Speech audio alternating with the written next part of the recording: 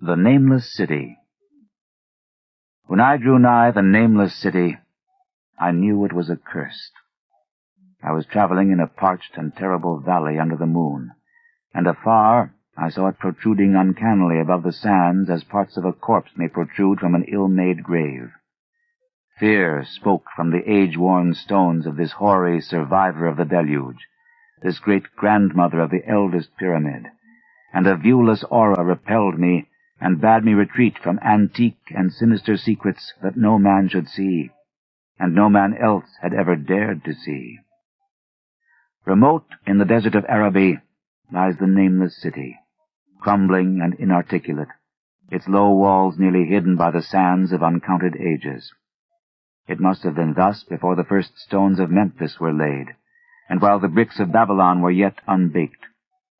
There is no legend so old as to give it a name, or to recall that it was ever alive, but it is told of in whispers around campfires, and muttered about by granddames in the tents of sheiks, so that all the tribes shun it without wholly knowing why.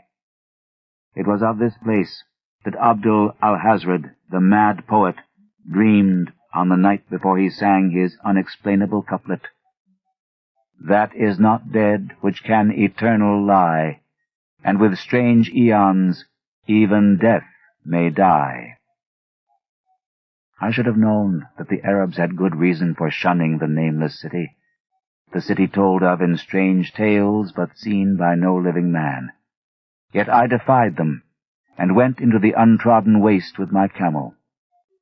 I alone have seen it, and that is why no other face bears such hideous lines of fear as mine, why no other man shivers so horribly when the night wind rattles the windows.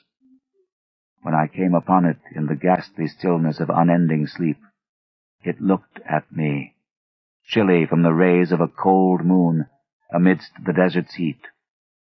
And as I returned its look, I forgot my triumph at finding it, and stopped still with my camel to wait for the dawn. For hours I waited, till the east grew gray and the stars faded, and the gray turned to roseal light edged with gold. I heard a moaning, and saw a storm of sand stirring among the antique stones, though the sky was clear and the vast reaches of the desert still.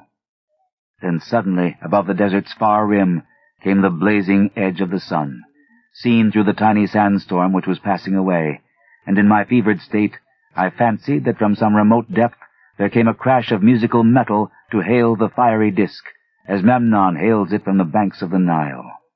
My ears rang, and my imagination seethed as I led my camel slowly across the sand to that unvocal stone place, that place too old for Egypt and Meroe to remember, that place which I alone of living men had seen. In and out amongst the shapeless foundations of houses and palaces I wandered, finding never a carving or inscription to tell of those men, if men they were, who built the city and dwelt therein so long ago.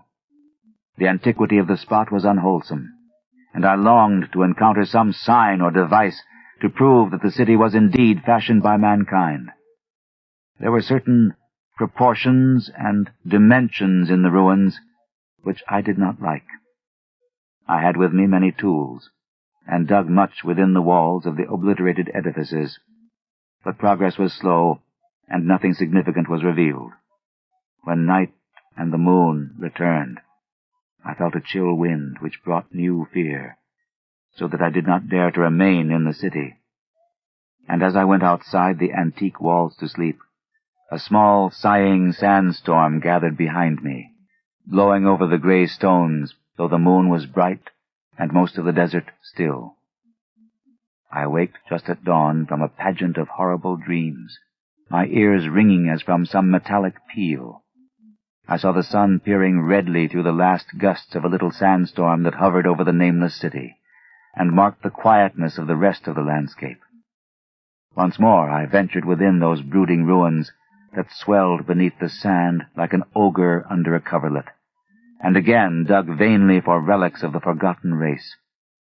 At noon I rested, and in the afternoon I spent much time tracing the walls and the bygone streets, and the outlines of the nearly vanished buildings.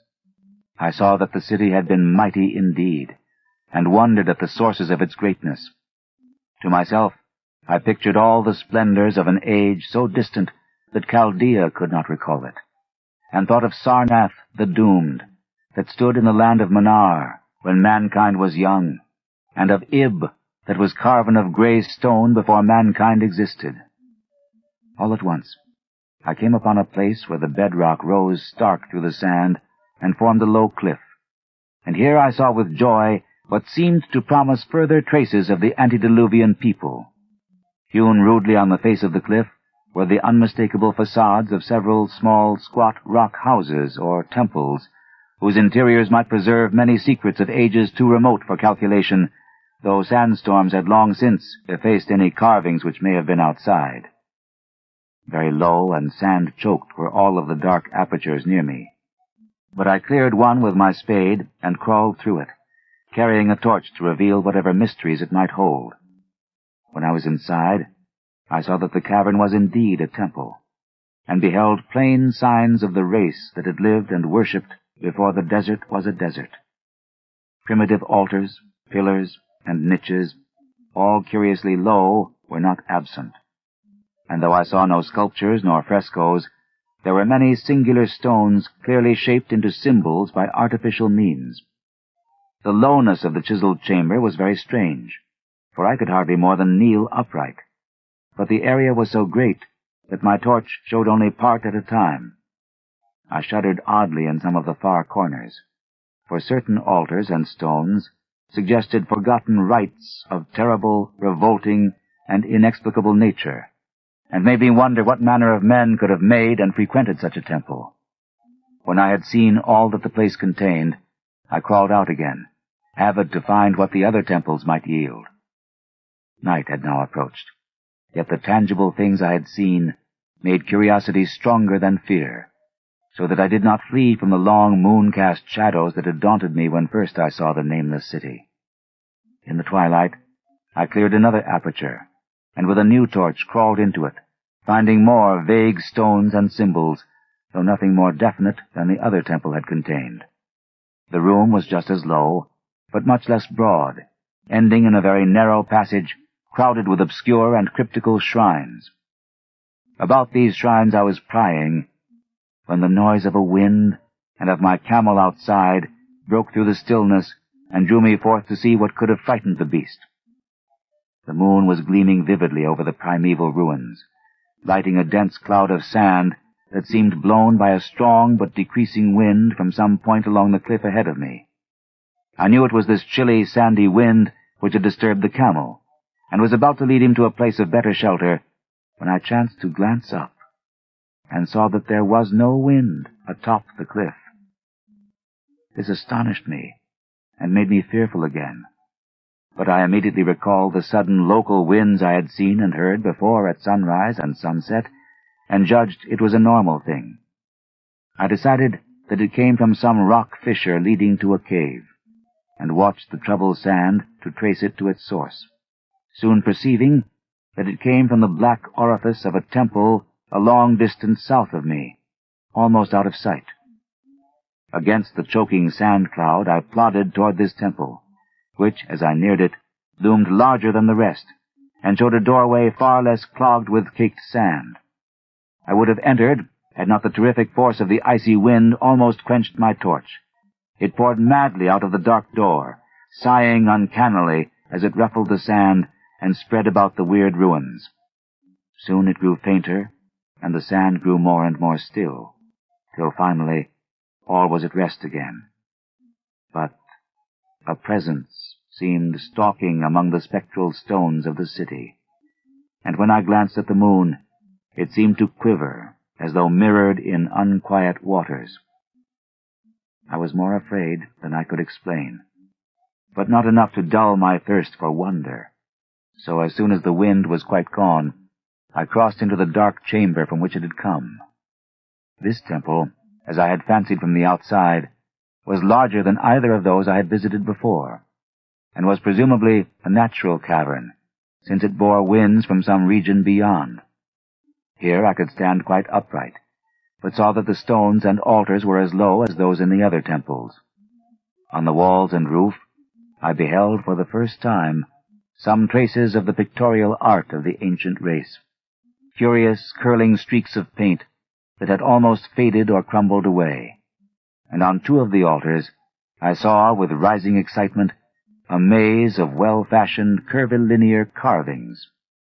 As I held my torch aloft, it seemed to me that the shape of the roof was too regular to be natural, and I wondered what the prehistoric cutters of stone had first worked upon.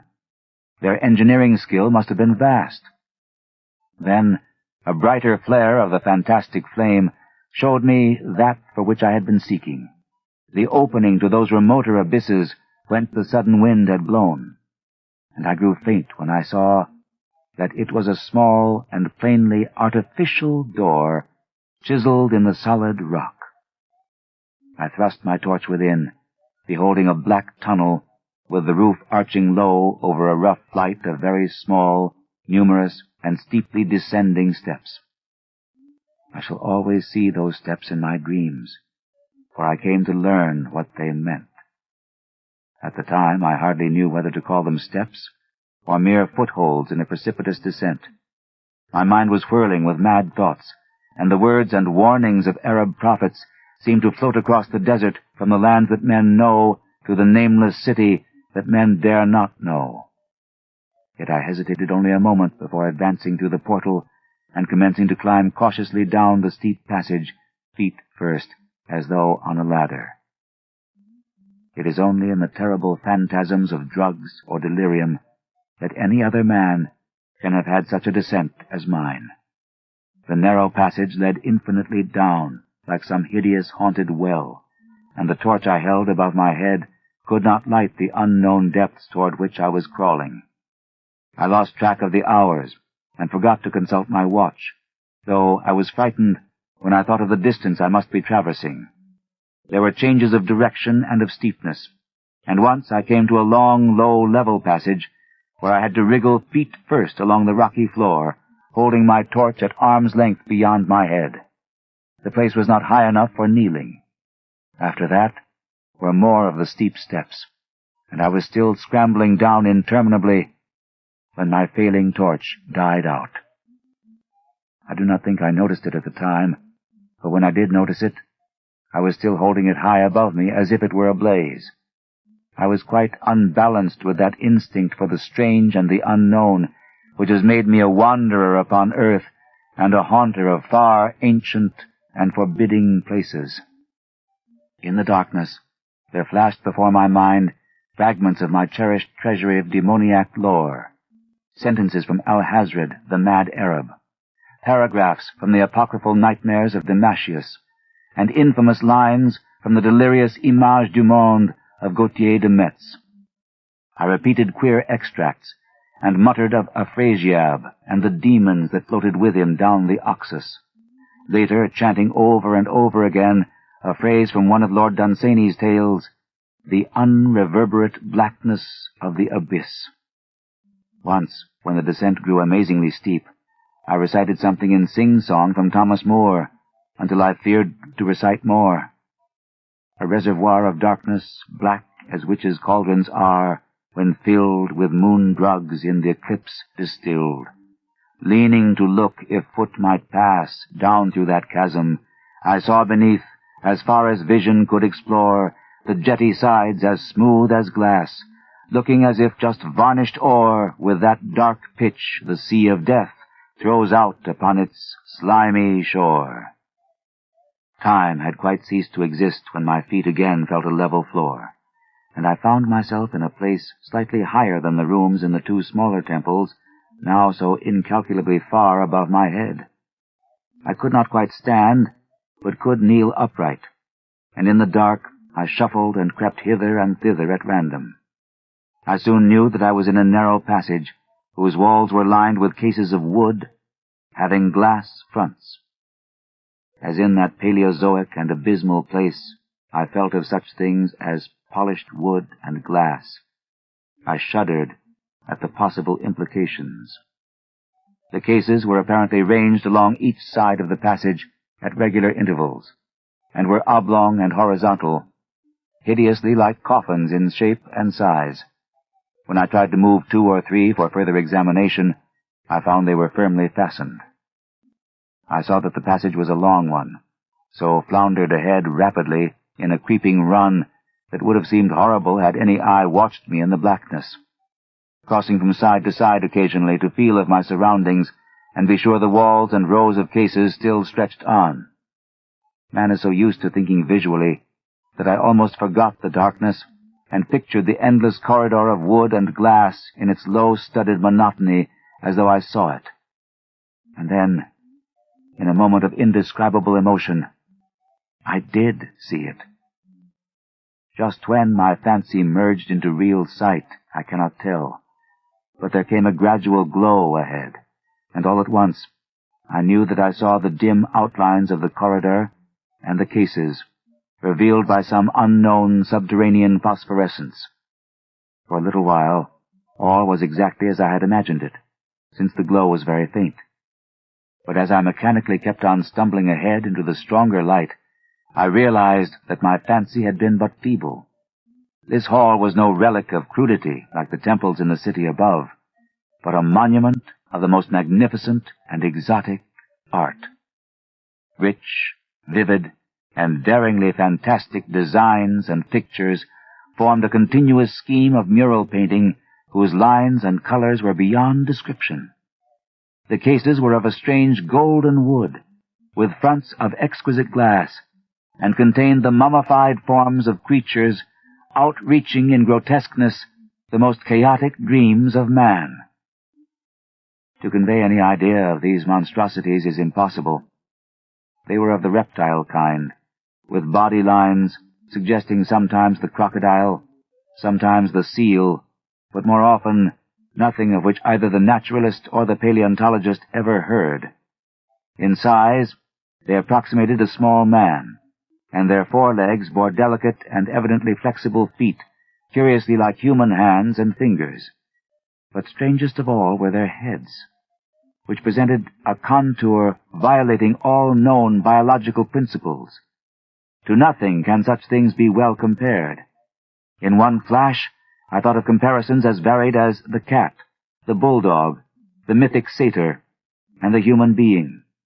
Not Jove himself had so colossal and protuberant a forehead, yet the horns, and the noselessness, and the alligator-like jaw placed the things outside all established categories.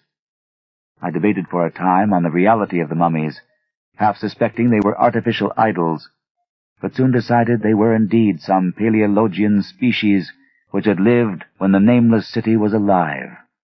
To crown their grotesqueness, most of them were gorgeously enrobed in the costliest of fabrics, and lavishly laden with ornaments of gold, jewels, and unknown shining metals. The importance of these crawling creatures must have been vast, for they held first place among the wild designs on the frescoed walls and ceiling. With matchless skill had the artist drawn them in a world of their own, wherein they had cities and gardens fashioned to suit their dimensions. And I could not but think that their pictured history was allegorical, perhaps showing the progress of the race that worshipped them. These creatures, I said to myself, were to the men of the Nameless City what the she-wolf was to Rome, or some totem beast is to a tribe of Indians. Holding this view, I thought I could trace roughly a wonderful epic of the Nameless City, the tale of a mighty seacoast metropolis that ruled the world before Africa rose out of the waves, and of its struggles as the sea shrank away, and the desert crept into the fertile valley that held it. I saw its wars and triumphs, its troubles and defeats, and afterward its terrible fight against the desert, when thousands of its people, here represented in allegory by the grotesque reptiles, were driven to chisel their way down through the rocks in some marvelous manner to another world whereof their prophets had told them. It was all vividly weird and realistic, and its connection with the awesome descent I had made was unmistakable. I even recognized the passages. As I crept along the corridor toward the brighter light, I saw later stages of the painted epic, the leave-taking of the race that had dwelt in the Nameless City and the valley around for 10 million years, the race whose souls shrank from quitting scenes their bodies had known so long, where they had settled as nomads in the earth's youth, hewing in the virgin rock those primal shrines at which they never ceased to worship. Now that the light was better, I studied the pictures more closely, and remembering that the strange reptiles must represent the unknown men, pondered upon the customs of the Nameless City. Many things were peculiar and inexplicable. The civilization, which included a written alphabet, had seemingly risen to a higher order than those immeasurably later civilizations of Egypt and Chaldea. Yet there were curious omissions. I could, for example, find no pictures to represent deaths or funeral customs, save such as were related to wars, violence, and plagues. And I wondered at the reticence shown concerning natural death. It was as though an ideal of earthly immortality had been fostered as a cheering illusion. Still nearer the end of the passage were painted scenes of the utmost picturesqueness and extravagance, contrasted views of the Nameless City in its desertion and growing ruin, and of the strange new realm or paradise to which the race had hewed its way through the stone. In these views, the city and the desert valley were shown always by moonlight, a golden nimbus hovering over the fallen walls and half revealing the splendid perfection of former times, shown spectrally and elusively by the artist. The paradisal scenes were almost too extravagant to be believed, portraying a hidden world of eternal day, filled with glorious cities and ethereal hills and valleys. At the very last, I thought I saw signs of an artistic anticlimax. The paintings were less skillful, and much more bizarre than even the wildest of the earlier scenes. They seemed to record a slow decadence of the ancient stock, coupled with a growing ferocity toward the outside world from which it was driven by the desert. The forms of the people, always represented by the sacred reptiles, appeared to be gradually wasting away, though their spirit, as shown hovering about the ruins by moonlight, gained in proportion. Emaciated priests, displayed as reptiles in ornate robes, cursed the upper air and all who breathed it. And one terrible final scene showed a primitive-looking man, perhaps a pioneer of ancient Irem, the city of pillars, torn to pieces by members of the elder race. I remembered how the Arabs fear the Nameless City, and was glad that beyond this place the gray walls and ceiling were bare. As I viewed the pageant of mural history, I had approached very closely the end of the low-ceilinged hall, and was aware of a great gate, through which came all of the illuminating phosphorescence. Creeping up to it, I cried aloud in transcendent amazement at what lay beyond. For instead of other and brighter chambers, there was only an illimitable void of uniform radiance, such as one might fancy when gazing down from the peak of Mount Everest upon a sea of sunlit mist. Behind me was a passage so cramped that I could not stand upright in it. Before me was an infinity of subterranean effulgence. Reaching down from the passage into the abyss was the head of a steep flight of steps, small, numerous steps like those of the black passages I had traversed. But after a few feet, the glowing vapors concealed everything.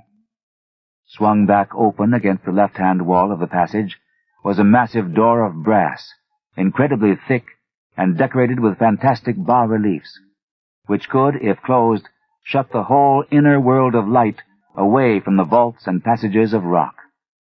I looked at the steps, and for the nonce dared not try them. I touched the open brass door, and could not move it. Then I sank prone to the stone floor, my mind aflame with prodigious reflections which not even a death-like exhaustion could banish. As I lay still with closed eyes, free to ponder, many things I had lightly noted in the frescoes came back to me with new and terrible significance. Scenes representing the Nameless City in its heyday, the vegetation of the valley around it, and the distant lands with which its merchants traded. The allegory of the crawling creatures puzzled me by its universal prominence, and I wondered that it should be so closely followed in a pictured history of such importance. In the frescoes, the Nameless City had been shown in proportions fitted to the reptiles. I wondered what its real proportions and magnificence had been, and reflected a moment on certain oddities I had noticed in the ruins.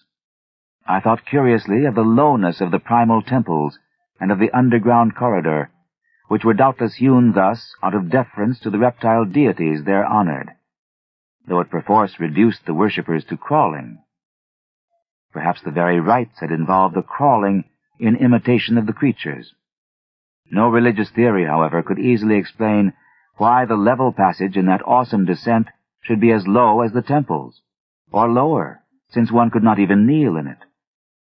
As I thought of the crawling creatures, whose hideous, mummified forms were so close to me, I felt a new throb of fear. Mental associations are curious, and I shrank from the idea that, except for the poor primitive man torn to pieces in the last painting, mine was the only human form amidst the many relics and symbols of primordial life.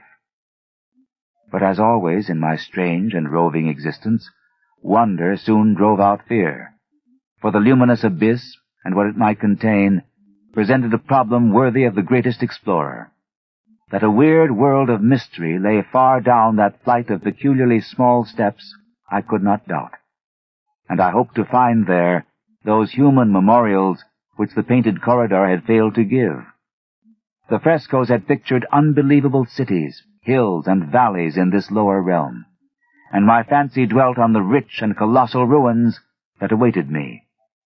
My fears, indeed, concerned the past rather than the future. Not even the physical horror of my position in that cramped corridor of dead reptiles and antediluvian frescoes, miles below the world I knew, and faced by another world of eerie light and mist, could match the lethal dread I felt at the abysmal antiquity of the scene and its soul.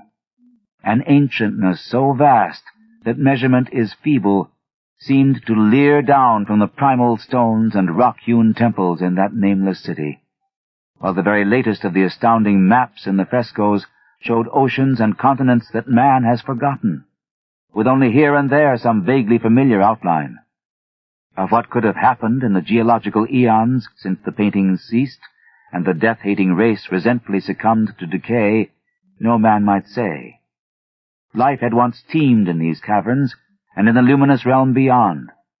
Now I was alone with vivid relics, and I trembled to think of the countless ages through which these relics had kept a silent and deserted vigil. Suddenly, there came another burst of that acute fear which had intermittently seized me ever since I first saw the terrible valley and the nameless city under a cold moon, and despite my exhaustion, I found myself starting frantically to a sitting posture and gazing back along the black corridor toward the tunnels that rose to the outer world. My sensations were much like those which had made me shun the nameless city at night, and were as inexplicable as they were poignant. In another moment, however, I received a still greater shock in the form of a definite sound, the first which had broken the utter silence of these tomb-like depths. It was a deep, low moaning, as of a distant throng of condemned spirits, and came from the direction in which I was staring. Its volume rapidly grew, till soon it reverberated frightfully through the low passage, and at the same time I became conscious of an increasing draught of cold air, likewise flowing from the tunnels and the city above. The touch of this air seemed to restore my balance, for I instantly recalled the sudden gusts which had risen around the mouth of the abyss each sunset and sunrise, one of which had indeed served to reveal the hidden tunnels to me. I looked at my watch and saw that sunrise was near, so braced myself to resist the gale which was sweeping down to its cavern home as it had swept forth at evening. My fear again waned low, since a natural phenomenon tends to dispel broodings over the unknown. More and more madly poured the shrieking, moaning night wind into that gulf of the inner earth. I dropped prone again, and clutched vainly at the floor for fear of being swept bodily through the open gate into the phosphorescent abyss. Such fury I had not expected, and as I grew aware of an actual slipping of my form toward the abyss, I was beset by 1,000 new terrors of apprehension and imagination. The malignancy of the blast awakened incredible fancies. Once more I compared myself shudderingly to the only other human image in that frightful corridor, the man who was torn to pieces by the nameless race, for in the fiendish clawing of the swirling currents there seemed to abide a vindictive rage all the stronger because it was largely impotent. I think I screamed frantically near the last. I was almost mad, but if I did so, my cries were lost in the hell-born babel of the howling wind wraiths. I tried to crawl against the murderous invisible torrent, but I could not even hold my own as I was pushed slowly and inexorably toward the unknown world. Finally, reason must have wholly snapped, for I fell to babbling over and over that unexplainable couplet of the mad Arab Alhazred, who dreamed of the nameless city. That is not dead which can eternal lie, and with strange eons even death may die. Only the grim, brooding desert gods know what really took place, what indescribable struggles and scrambles in the dark I endured, or what Abaddon guided me back to life, where I must always remember and shiver in the night wind till oblivion or worse claims me. Monstrous, unnatural, colossal was the thing, too far beyond all the ideas of man to be believed, except in the silent, damnable small hours when one cannot sleep. I have said that the fury of the rushing blast was infernal, cacodemoniacal, and that its voices were hideous with the pent-up viciousness of desolate eternities. Presently those voices, while still chaotic before me, seemed to my beating brain to take articulate form behind me, and down there, in the grave of unnumbered eon-dead antiquities, leagues below the dawn-lit world of men, I heard the ghastly cursing and snarling of strange-tongued fiends. Turning, I saw outlined against the luminous ether of the abyss what could not be seen against the dusk of the corridor, a nightmare horde of rushing devils, hate-distorted, grotesquely panoplied, half-transparent, devils of a race no man might mistake, the crawling reptiles of the nameless city. And as the wind died away, I was plunged into the ghoul-peopled blackness of earth's bowels, for behind the last of the creatures, the great brazen door clanged shut with a deafening peal of metallic music, whose reverberations swelled out to the distant world to hail the rising sun, as Memnon hails it from the banks of the Nile.